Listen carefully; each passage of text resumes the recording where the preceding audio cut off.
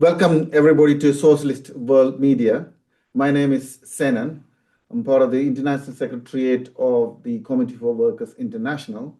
Today we are going to discuss about Iran and the attack against Iran, the horror that was unleashed, starting from the slaughter that started in Gaza, and now intensified and escalated to a different level, new level.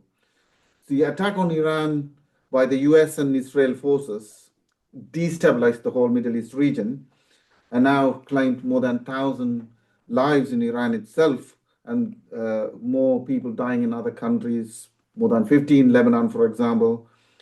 So this is not a war for security or democracy, like some of them claiming. It is a war for an imperialist domination, control of resources, etc. To discuss a bit more, we have got today in the studio Tony Saunois, is International Secretary of the Committee for Workers International, and Jeff Booth, the leading member of the International Socialist Group in the US, to share some of the thought with us. First of all, let me bring Tony in. Tony, can you give us the kind of background to what is the real reason behind this attack, the US-Israeli attack on Iran, and then give us a background to this war? Well, I think there's important points posed there, and really you could say it's a bit multifaceted in terms of why Trump has gone for this war now. And it's also linked with the background of what was going on before, and it involves the whole issue of the war in the Middle East, but it also goes beyond that to some general issues related to the geopolitical situation globally. The main issue, I think, however, is that we have to see that this is not simply an attack on Iran. In many respects, it's a continuation of what we've seen with the horrific slaughter which has taken place of the Palestinian peoples. That was a genocidal war conducted by Netanyahu's regime in Israel, with the clear objective of trying to slaughter the Palestinian peoples, probably with the idea of driving them out of Gaza, and really, as what they have done, is annexing the West Bank. It's a continuation of that because it's part of the whole project which Netanyahu, other sections of the capitalist class in Israel, and some of the imperialist powers have. They have the perception that what they want to do is to adopt a policy to establish what Netanyahu regards as a greater Israel. That Israel will become the unchallenged force in the region. You'd have the Palestinian masses driven out because if they leave them there, you have a demographic problem as far as the Israeli population is concerned. Drive out the Palestinians, have compliant states in the rest of the Gulf states, in Saudi Arabia and elsewhere, and cripple or go for a regime change in Iran to get a compliant regime established there.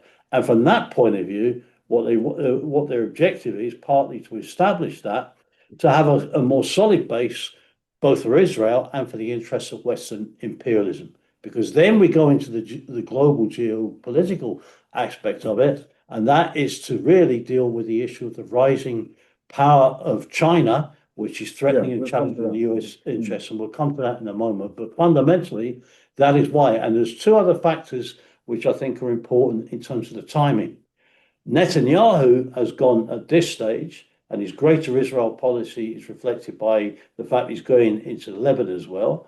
He's got elections coming up. He hopes this war and crippling or going for a complete regime change in Iran will save him in the elections in Israel. And Trump has partly probably also done that because he's facing midterm elections there. It may save or help Netanyahu domestically. Frankly, as I think Jeff will probably develop further, it's going to have exactly the opposite effect in terms of saving Trump in the midterm elections. Yeah, that's the point. I wanted to ask Jeff exactly the point. There is a poll done by Reuters running up to this, and then afterwards, about 27% of Americans approved the US-Israeli bombing in Iran, but while 43% disapprove. Even the Trump's standing now is the lowest for a long time. Trump has about 39% approval rating and 60% disapproval rating. And that is basically done on the 1st of March. And probably it's gone down further since then. So I think what's the situation there, Jeff? Can you give us a outline? Well, the situation is that I would say the polls are accurate regarding both Trump and the war. It's important to understand that dissatisfaction with Trump started before the war began, and that was based on things that probably people around the globe are hearing about, the so-called affordability crisis. I say so-called just because that word is too nice a word for what is happening to living standards here in the U.S. for most working people. Just most working people are in deep debt, and their jobs are more precarious. It's harder to find a job, keep a job. Basic things like food, energy costs, transportation in terms of cars and so on. This is all very inflated despite the overall inflation rate officially dropping. So the war adds another level of worry, another level of irritation even. I mean, it is, on the other hand, it's easy here, relatively easy for a lot of the population to ignore the war, unfortunately, to ignore the cost of the war to the people in other parts of the world. Because there's no draft, there's no military draft here. It's a large population, obviously 360 million approximately. So people can try to ignore this and often do. In workplaces, you're not going to hear everybody talking about this all the time or anything, but there will be some discussion of it. The protests so far have been relatively small. Unfortunately, same thing with the invasion of Venezuela or the attack on Venezuela. The protests afterwards were small. But in terms of a general unease with what's going on and a general dislike of Trump, that's increasing. So the protests that we've been involved in, the International Socialist Group, number in the hundreds. Some big cities, the protests have maybe gotten a little higher than that we're not in. But in the largest cities that we're in, the protests have only been in the hundreds. And there's been 2 protests so far, an emergency protest the day of the invasion, or the bombing the bombing of Iran and so on. And then last night, or actually 2 nights ago. And so, it varies, but really the average turnout at the protests is unfortunately low at this point. And that does matter a lot. But on the other hand, the polling data matters as well. I think it's, like I said, fairly accurate. And right now, it's kind of, if the situation worsens, then there could be a swift change. And at the end of March, March 28th, there is scheduled in many cities one of these protests that are being called the No Kings protests. And those are basically sort of anti-Trump protests but very vague in terms of program. And the turnout has been impressive in a lot of places, but it's still many layers of the working class aren't involved. Many layers of the youth aren't involved in those protests because there's no program, there's no leadership. It's really pro-Democratic Party NGOs just calling a protest, and people show up to, show their anger against Trump and the Trump administration. And that's good, but there's no organizing going out of it.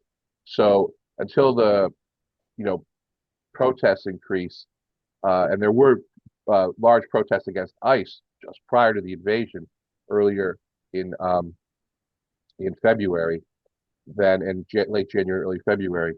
So those protests haven't really translated yet into anti-war protests. And the ICE protests did impact working class people, especially in Minneapolis, of course, but other cities as well, at the neighborhood level. And they did turn out in thousands, tens of thousands, against what ICE was doing. And there was some retreat, at least superficially, from the Trump administration on that. When the anti-ICE protesters, if they get as angry or even closely, even close to the anger level that they had against ICE to be against the war, and that's possible given all the the economic conditions and so on. It's possible that this turns into a generalized protest movement. So yeah, the situation is combustible in terms of the underlying economic problems the working people are facing, the recent protests against Trump, and that will probably increase if the war keeps going on. but we don't have a workers' party in this country, meaning no socialist, communist, labor party of any significance, no mass, even kind of progressive left formation here. So therefore, the Democratic Party becomes the focal point for some left groups. And the Democratic Party does support U.S. imperialism, does conduct U.S. imperialist wars when they're fully in power. And so right now, as you probably know, the Democratic Party is, for the most part, and officially, they're not condemning the war. They're condemning the process of the war, of how the war was done. So yesterday in the Senate, an attempt to a mild attempt to stop not stop the war, but go back to a situation where Trump would have to ask permission of Congress to conduct war. That failed. That vote failed, and there were some War power voting. The War Powers Act, it's called, yeah. And that's often ignored, not just by Trump, by many presidents historically in the U.S. And then the Democratic Party's way of showing some sort of opposition, even in a way that's not potent or not real, is to talk about the process of the way wars happen, not to oppose them. So, but the other thing about this war, and you kind of, I think, touched on this a little bit in a way, this is not post 9/11. It's not post the terrorist attacks, in 2001. So, Bush was given wide latitude, by the U.S. working class to conduct a war against Afghanistan, conduct a war against Iraq, the Gulf War previous to that. There were big anti-war movements against those interventions, against those imperialist attacks, but they were able to invoke, especially after 9/11, false national security threats, lies about Iraq, for example. Also, just invoking like support the troops, turning any protest into a attack on the troops, the U.S. troops. So I'm not sure that will work again. They're kind of trying to resurrect that, and there's not much of an echo because people know it's a useless war. They know how unstable Trump is, and there's no reason for this war. I mean, most people would agree with that. They're trying very hard on the nuclear weapons angle with little proof. They're trying very hard on the angle of some threat to U.S. security. When not many people know this, but the Middle East is lined with U.S. military bases surrounding Iran, basically, and populating different Middle Eastern countries. So, but there's a kind of idea that what is this about? Why is this happening? And again, a certain layer of the population can ignore this. A certain layer can just blindly follow Trump. But that's a very small layer at this point. I mean, this is an important point. It's an illegal war. And of course, like you mentioned, it's kind of different to how it happened previously when Bush took the US to America to war. I mean, this time it's a bit different. There's no permission he's willing to get from anybody there locally. But also the question I wanted to ask you about what's happening now, because he got elected on the basis of like he's going to be a peace president against the war, etc. But he's become the most interventionist president in the recent history. He's already strike against 7 different countries. It's all, another country is adding another country recently in Latin America, Ecuador, for example. And then of course, what has happened to his base, for example, the MAGA base. We have seen Megyn Kelly, for example, lashing out on Trump, a little bit angry about what is happening. And she said, she has serious doubts about what we are doing. And then Tucker Carlson and called it absolutely disgusting and evil. And then so what's happening to this base, for example, is kind of seems to be in a clash. One, as part of that question, Jeff, is also, if we can outline a little bit, because you mentioned about the living condition and so on. Of course, the health allocation is much less, the allocation money, and also Trump cancelled nearly $5 billion initially, and altogether about $10 billion in international aid. But already in the war, more than $5 billion is spent already in the war. And it's likely to cost tens of billions, this one. And does that have an impact? I mean, these two things in terms of his standing in his own base and beyond. Well, I mean, I'll answer the questions from more of a, you know, the working class might be viewing this, how different layers of the working class might be viewing this, because some of the things you mentioned, illegal war, the MAGA, uh, talking heads, the MAGA, pundits or whatever. There's disagreements there. Those things are happening at a level that most people aren't going to interact with. I mean, legal wars, unfortunately, are not new, but the speed and the condensing of these wars by the Trump administration is I would say fairly new. You could find other times in U.S. history where there's been multiple fronts, sort of, that U.S. imperialism is fighting against, or is intervening in. But the speed of things happening is, I think, again, I use the word unsettling, worrisome, concerning.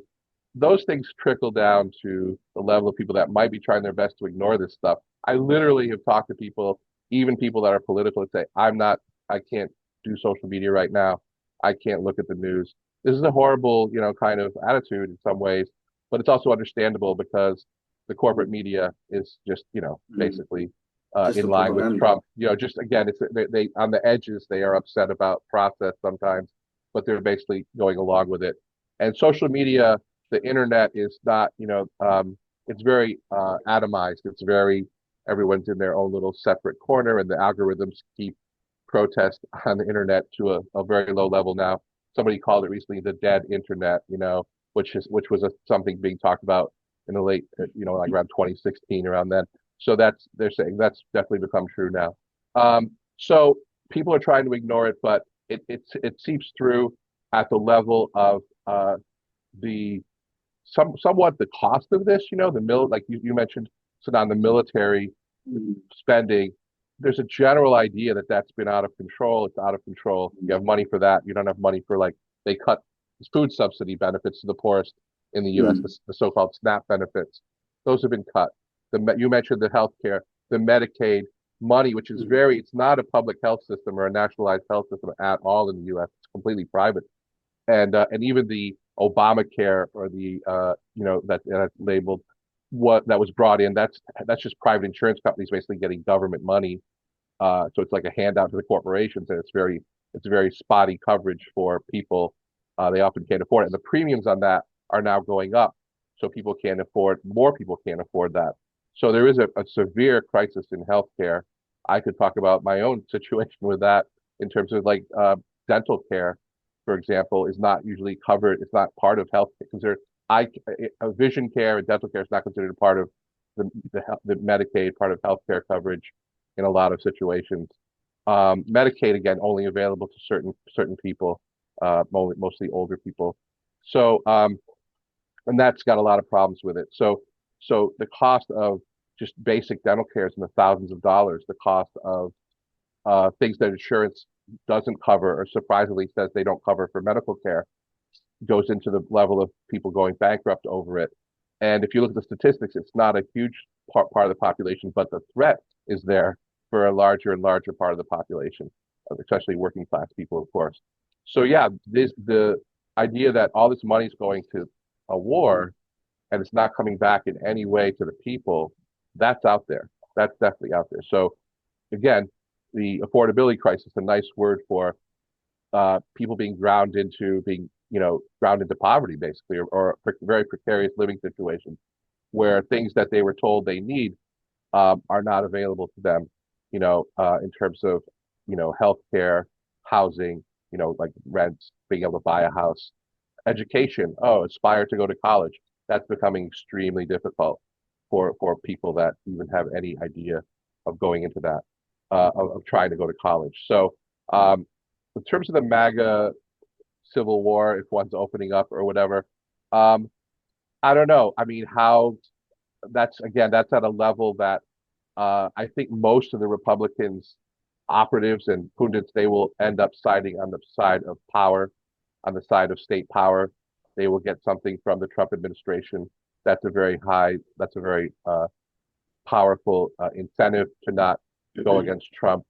But the midterm elections could shake that up, because if the Democrats gain ground, again, this doesn't really help working people, but in terms of the power struggle between the Democratic and Republican parties, that will shake things up. And you're already seeing more very limited opposition to Trump among the Republicans, more questioning of Trump, like the recent hearing, Noam's recent hearing, for example. So, but what does that translate into in terms of policy? They just voted against uniformly against the War Powers Act, which is a weak thing to begin with. Illegal wars are not new from U.S. imperialism.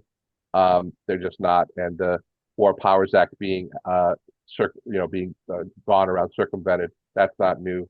But where the declining living standards and the increased costs of the war, for example, the day the war started, gas prices at a gas station right across the street from where I live went up 10 cents. Now they already have the gas at the pumps. They didn't get a delivery that day.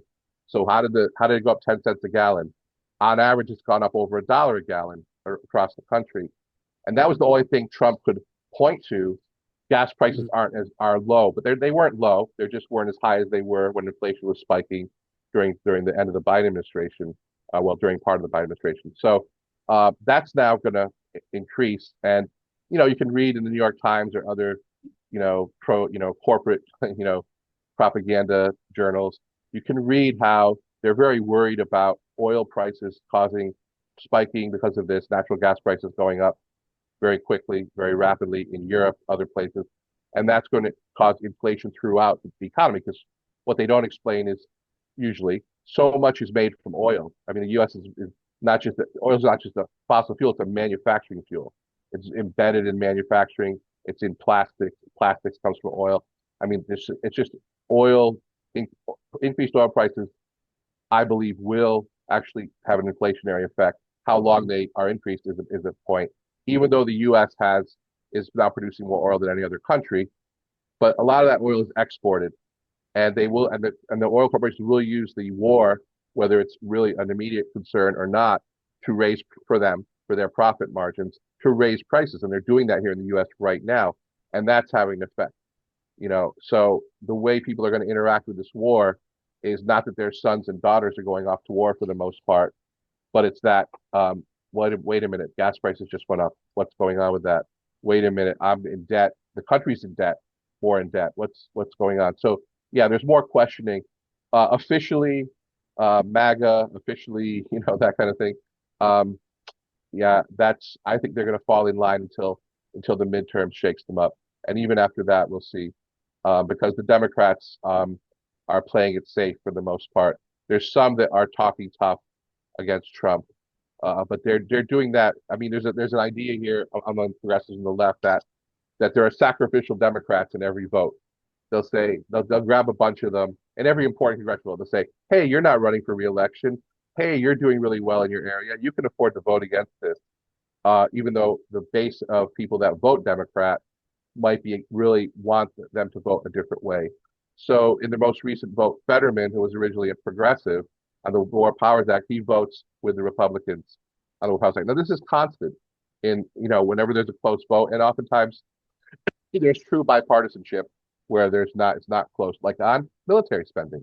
So military spending is out of control in this country. It's over $1 trillion now per year, actually budgeted to be over $1 trillion. Yeah, thanks, Jeff. Yeah, it's right. I mean, it's also not clear that the Democrat will continue to vote against the war powers. They might vote for it eventually. But that's what some of the media was talking about. But it's also, like Jeff mentioned, in terms of the potential, the inflationary future that emerges from the geopolitical situation that exists now in terms of oil and gas. I mean, I want to bring in Tony to explain a bit more about, can you add a bit more about geopolitical situation, like China's interest in the area is threatened now, the Chinese installations or the projects that China was involved in Iran and also in the region is attacked. And it's also, they made a 25-year deal with the Iran regime in the past, and that is also under question. On the other hand, Russia used to have a certain dealing with Iran. Zelensky now offering to use the drone attack and help the attack, for example. There is a widespread consequence of this situation that is developing there. Can you give us a little bit more light on that? Well, that's key. I said. I mean, obviously, you have the absolute horrors of what's taking place in Iran, in Gaza, and for the peoples of the Middle East. And I think that has to be a starting point in that sense. But what they've done fundamentally by launching this attack now is they've opened the gates of hell. They've unleashed the dogs of war. They've let them out of the kennel. It's absolute slaughter and killing fields as far as the Iranian peoples are concerned, peoples in the Lebanon are concerned, and of course, people throughout the whole of the Middle East are suffering the horrific consequences of that. But having opened the gates of hell, it's having a disastrous effect from the point of view of the international relations between the different capitalist powers. You could say, I think, that what they've done is enormously aggravated the global crisis that was there. We've moved into a position, reflected in the Ukraine war and others, of a multipolar world. There is a massive struggle taking place globally between a declining US imperialism, a rising China, a rising Asia, and it's resulted in a fundamental shift in the balance of power, which has taken place. US imperialism is still the largest power on the planet, but it's coming into conflict with all these emerging powers, particularly led by China, the emergence of the BRICS bloc as well, all of which are coming into collision in different ways with US imperialism. And that's all involved in this particular struggle as well. And there's a struggle for influence. I mean, we've seen the position is having devastating consequences on the world economy. But China, as this rising power, has decisive vested interests. One of the factors, for example, that is crucial in the Chinese calculations is their international sphere of influence. They developed the Belt and Road Initiative. Well, that goes one of them. They have three main land links. So that one of them goes right through Iran, and it's their link to Europe. And that is an illustration. They've had all sorts of other investments in the whole area and also in relation to Iran itself. Russia, you could say, has been there as well. And all of that's come into play. Now, it's going to have a devastating effect, what they've done. 20% of global oil supplies, crude oil, goes through the Straits of Hormuz, which has now been closed. They claim they're going to reopen it. We'll see what happens with that. And the bulk of that is destined to Asian countries, China, India, and other countries. That is going to have a devastating effect on those economies. And that will ripple through with all the trade agreements that have been established between the EU and other countries as well with the Asian countries. All of it's going to ripple through, and it's going to have a devastating effect, as it already is, in relation to the world economic situation. And you see how the power battle is going to unfold. I mean, take for example, the Qataris have been hit. They've declared a state of emergency and have suspended the production of all gas supplies. Putin has now intervened and has threatened that he will cut gas supplies to Western Europe. All of this is going to feed in, and we're poised, I think, to have quite a spike in inflation again in the global economy. It won't be uniform how that hits, but it will certainly be a factor with prices rocketing. The price of gas over the weekend of frozen gas went up in one day by 50%. I mean, this is going to be filtered through. And by the way, there's going to be a whole series of speculation by the big oil companies to make the most of this. Their prices will go through the roof at the petrol pump, etc. And it's the working class who are going to suffer and pay the consequences of it. And from that point of view, there's a whole geopolitical battle. The war is extended now beyond just Iran. The horrific sinking of the Iranian ship off the coast of Sri Lanka has taken it right into Asia. It puts Modi under pressure in relation to India as well. And it's going to have even a greater impact if this conflict continues. The Chinese are now moving towards sending further diplomats out there because they're obviously extremely concerned, and they're going to come into collision. They're coming into collision with US imperialism, and it's also had the effect of splitting the EU. I mean, it's incredible what has happened. because of the pressure that people are under. A section of the ruling class recognise this is a catastrophic move from the point of view of the interests of capitalism globally. That's reflected by Sanchez in Spain, who's had the mire of Trump thrust down on him. He seems to have stood his ground and defied it. That's one angle.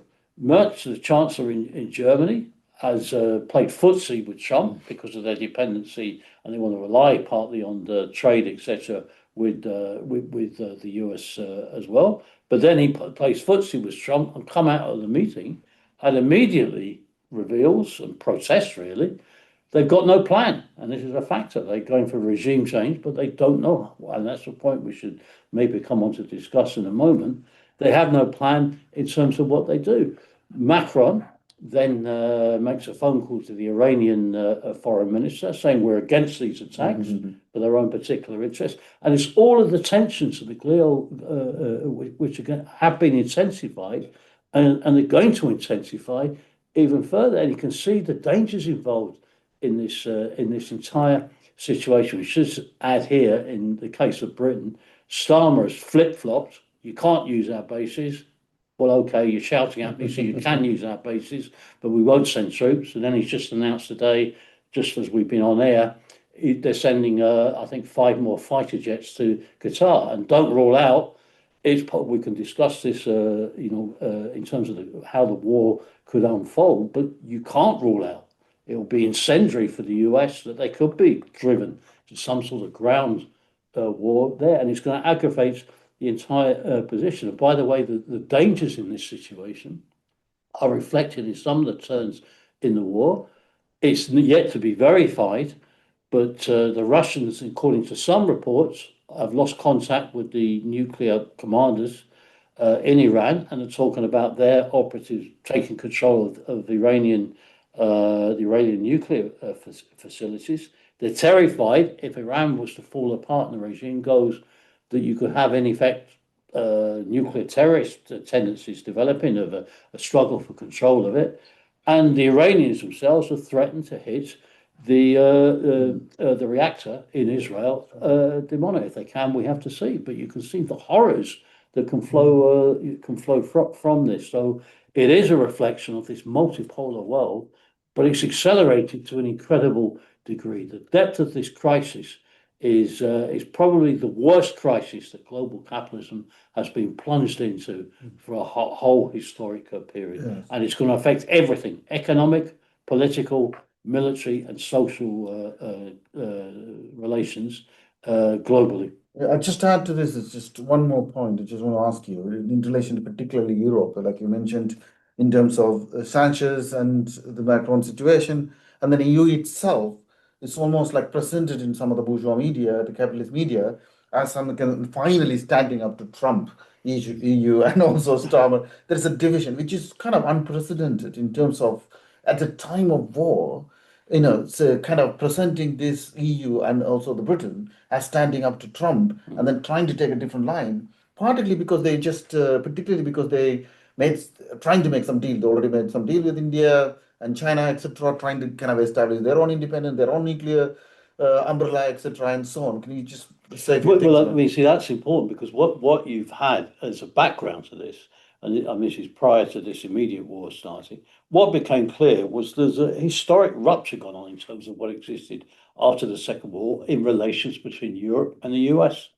And it's forced the EU leaders and the capitalist leaders in Europe to the position that they had to adopt a more independent position. To put it in their language, the US is no longer a reliable ally, particularly under the Trump administration. Now, they've moved in that direction because they've been forced to, they've been driven there, but then amongst themselves, they try to say, oh, we're standing up to Trump, but they're fighting amongst themselves as well. It's like Trotsky, to use the old adage. They're like, and this is like the truth for the global ruling class, they're like criminals chained together in a handcart, striking out and fighting amongst themselves for their own particular economic and political spheres of interest. And that is being reflected quite sharply in relation to the in relation to the EU and the divisions that are taking place there. You see, the fact, if you go back, I think it was right at the very end of February, there was a communique issued by Starmer, by Mentz in Germany, and by Macron in France. We said nothing really in terms of an agreed position.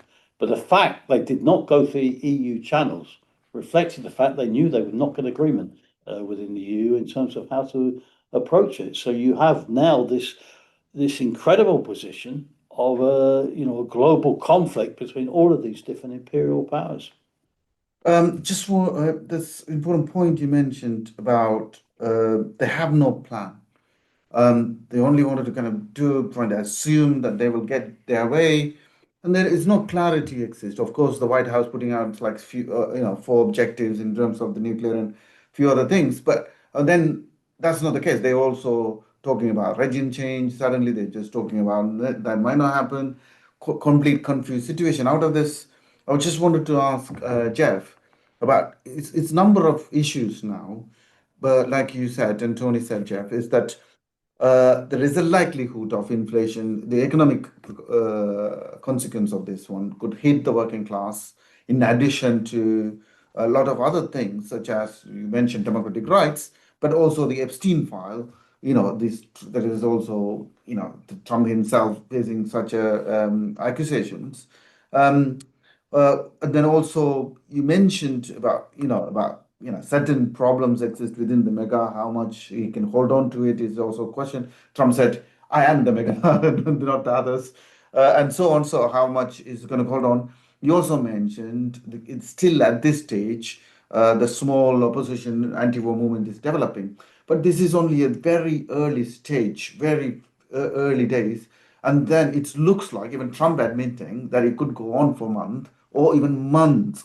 So I think when a prolonged situation develops, it could develop into a big movement, etc. And can Trump survive this? That's the question. How Trump going to survive this particular situation that is emerging? Can he survive? And what is the situation is going to be like? Well, I think Trump could survive this, unfortunately, because as you can probably read in the corporate media, as you can read in the corporate media, they want out already. They don't want a prolonged intervention in Iran, but they don't control all the factors. And Mm, whenever I say the word Trump, I mean, and also other people as well, not just Trump.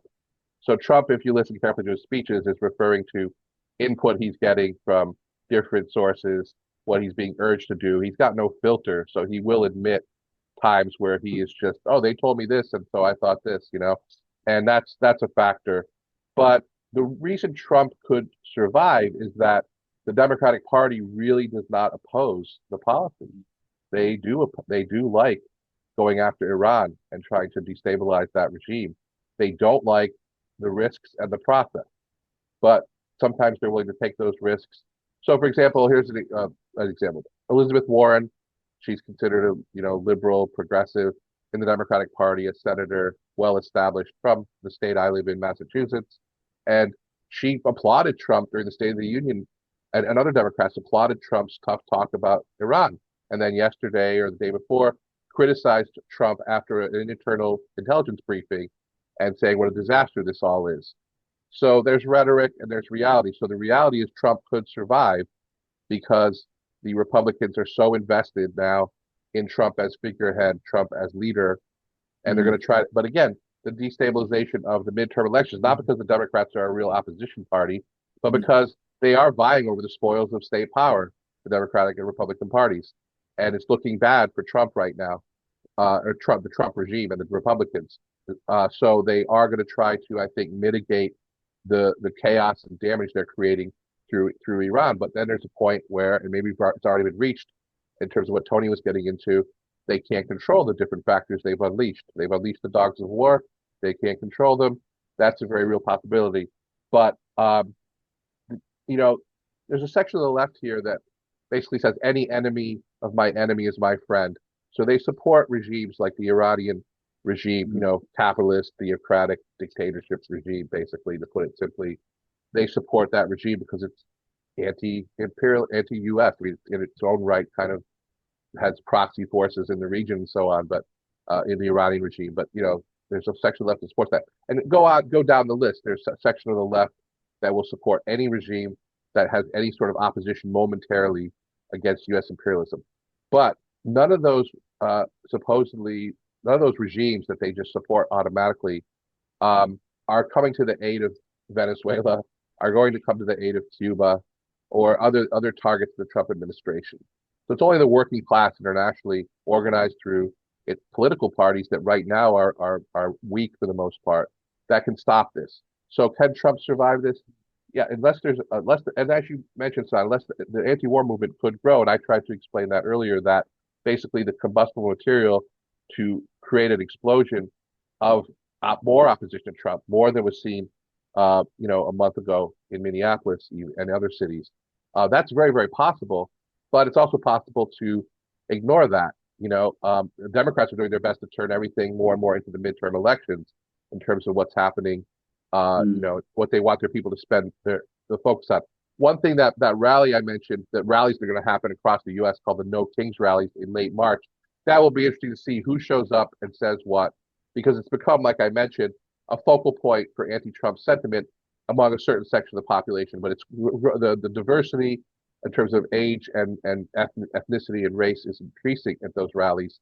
And so we'll see who shows up and has a focused, attack on imperialism, who's interested in moving beyond the Democratic Party, which is also polling at very low levels, as you said earlier, I believe, Sadat. So given that duopoly, Republican or Democrat, that they could, if it's not a movement against that in many ways, then Trump could hang on. Because fundamentally, Democrats, as much as they hate Trump, they don't want to destabilize the situation so great with a serious impeachment effort or other maneuvers that they could do if they were a real opposition party.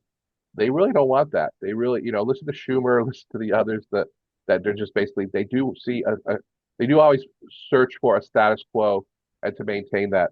But something you mentioned earlier made me think of more about Venezuela and the murders that they murdered 200 people off the coast of Venezuela, including after they had already kidnapped Maduro and after the regime had complied in Venezuela to the Trump administration, to the U.S. government, to U.S. imperialism, and they still went ahead and murdered people. And like Tony mentioned earlier, they're now in Ecuador.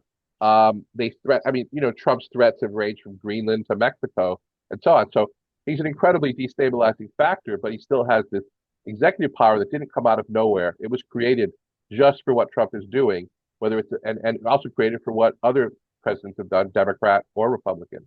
So they don't want to mess that up. They don't want to fundamentally change that. They like the strong executive, as it's called here, for purposes of, supporting Israel, for example, in Gaza. I mean, what's happening with the anti-war movement here in its early stages, very weak stages, is that there was a movement against Gaza. It wasn't a mass movement. It was larger than what's on the streets now, not as large as what came out against ICE in certain cities.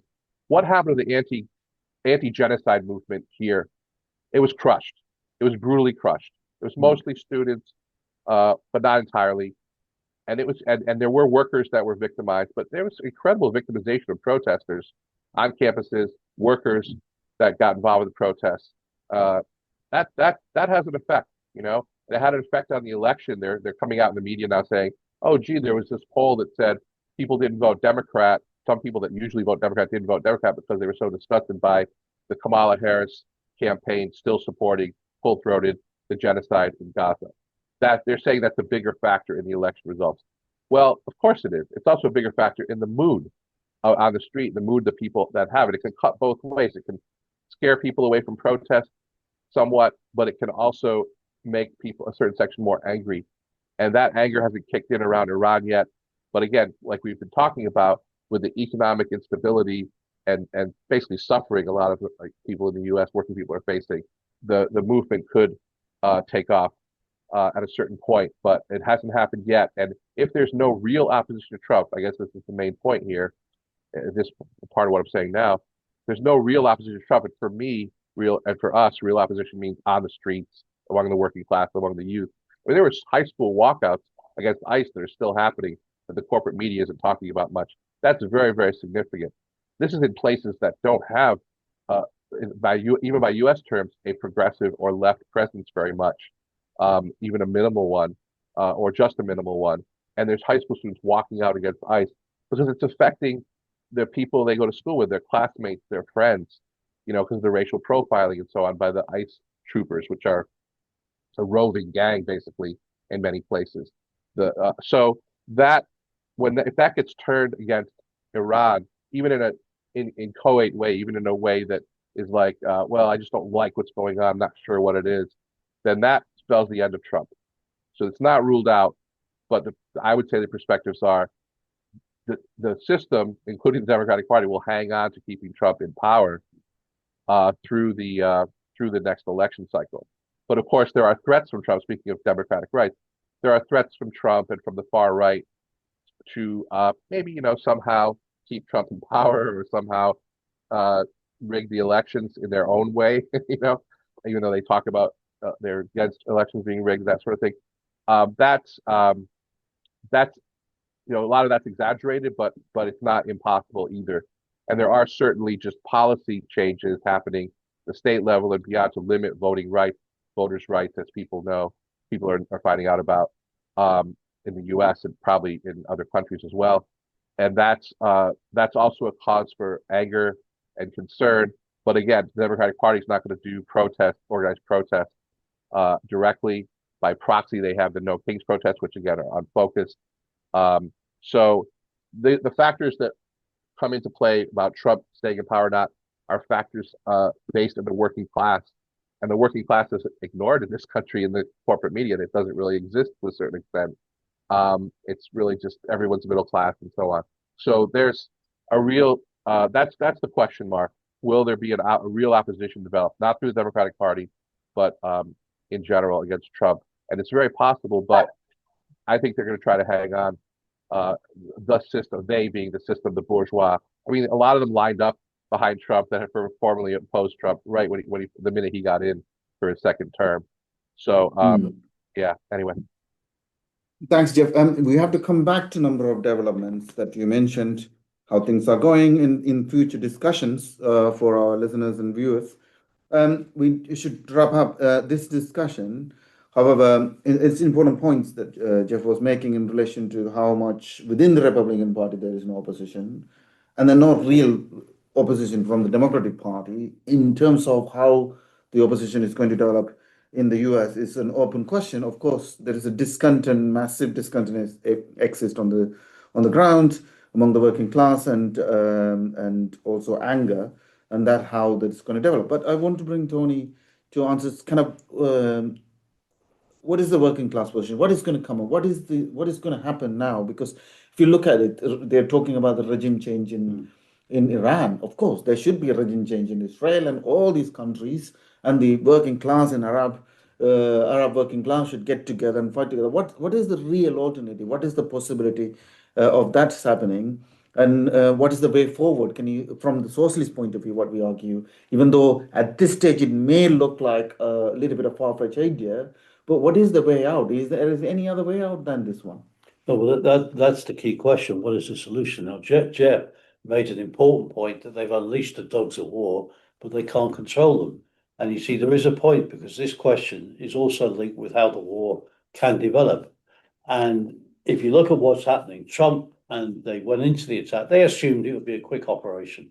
They hoped they'd be able to do what they did in Venezuela, decapitate the regime, either it implodes or they get a compliant layer of the regime there that would just bow down and do what they wanted. Now, that hasn't happened.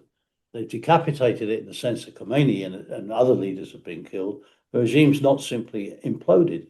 And as any general would tell you, you enter a war with a plan, and then the first thing you do is change it because the battlefield shifts very quickly. And that's what's happening in relation to Iran. Now, they're going down a very dangerous road here. They're financing the Kurds. They're financing the minority Kurd population, who they want to bring in to try and trigger some sort of uprising, together with the Baluchi people. They're playing with fire. That's going to antagonize the Turkish regime.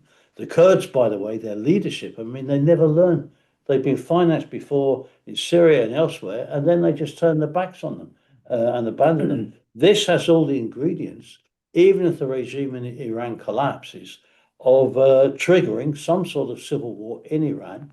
And by the way, in that situation, you couldn't exclude that America will be compelled to put some forces on the ground. They don't want to do that. The West don't want to do that, but war has a logic of its own. That can have a big impact in terms of how events developed in America. Now, as you mentioned, Senator, we stand implacably against the regime in Iran. They're no friend of the working class. They've slaughtered tens of thousands in the recent protests. They're completely reactionary. They have nothing in terms of in common with the peoples. But the key question is, you can't change a regime like that on the basis of Western imperialism coming in and bombing it. It's a task for the Iranian peoples to carry through. And the prospect for that is may seem far-fetched at this stage. It's not going to be easy. But the key question is building a viable alternative of the working class in Iran throughout the whole of the Middle East. And by the way, we have to add here, we stand for regime change in Tehran, but a regime change in the interest of the working class, for the workers and the poor to take power. But we go further than that. We also stand for regime change in Tel Aviv. We stand for regime change in Washington. We stand for regime change in Paris and in London and in Delhi. We want the whole system, because this crisis of the war, this crisis of the Epstein affair, has put the whole capitalist system in the dock. This is exposing the real nature of capitalism. And it's a question of building a real alternative. So we would fight now for all imperialist forces to be withdrawn from the Middle East. We'd fight for the unity of the working class, for a mass movement to be built in Iran, in Israel, of the workers and the poor, to provide a real alternative, to overthrow the existing regimes and establish an alternative that would defend all democratic rights and break with capitalism. And that would apply, by the way, to the Gulf states and all countries of the world. And we'd have to fight for that globally. But we have in this war to go a little bit further. We have to reach out for solidarity with the Iranian peoples, the trade union leaders, some of whom have been a little bit vocal and expressed opposition to the war. That's not enough, we have to say. Simply passing a resolution or making a statement is not enough. You have a responsibility. The trade unions in the West. The trade unions in the West. You have a responsibility, and in the global South, in other countries, you have a responsibility. Raise the issue with the working class. Organise mass protests and demonstrations of the working class and the youth and the anti-war movement. Don't leave it to pro-capitalist liberal figures to step in and oppose the war and then use it to try and divert the movement in a wrong direction. So we have to pose that as an immediate question of unity of the working class, of the workers' organisations stepping in and taking the lead. And let's go a bit further. We're going to have price speculation by the oil companies, by the petrol stations. Nationalise them. Have a price freeze controlled by the working class, etc. This is going to open up the opportunity for a real challenge to the system, but it's going to be a bloody struggle which is there. They've unleashed the dogs of war. They find themselves in this global crisis, and now we have to come forward with a really bold alternative of opposition to war. What this reveals is that capitalism in this era means war. Our alternative is socialism. Yeah, thanks, Tony. And it's an interesting point you mentioned about the organized working class should aim to link up between different countries in the US, the unions, and as well as in Europe, and also with the unions in these countries, and link up with the working class. Make an effort to link up. It's not enough to just to say a few things and we stand opposed to the war, etc. Make an effort and take action, including strike actions, and then make a real fight to control the resources ourselves for ourselves rather than the capitalist war trying to control for themselves. I think we have to finish this one unless anything we have to mention, or we have to bring this to an end. But we will cover more. This is unfolding mayhem, and a complex situation is developing. We already in socialistworld.net, you can see number of articles written by our co-thinkers in Israel, in the US, Israel-Palestine is in the US, and also material produced by Tony also there, explaining about geopolitical changes. Please read them, contact us, keep in touch with us, and follow the Socialist World Media, subscribe to us, and then I'll leave at that, and then we'll see you all again. Bye.